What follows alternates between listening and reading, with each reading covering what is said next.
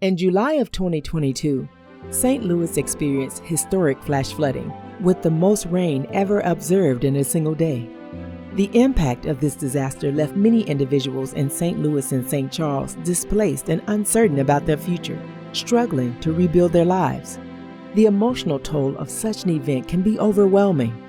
If you are struggling with anxiety, stress, or any other mental health issues as a result of the flooding, Show Me Hope, Missouri's crisis counseling program, provides community-based support to anyone who needs it.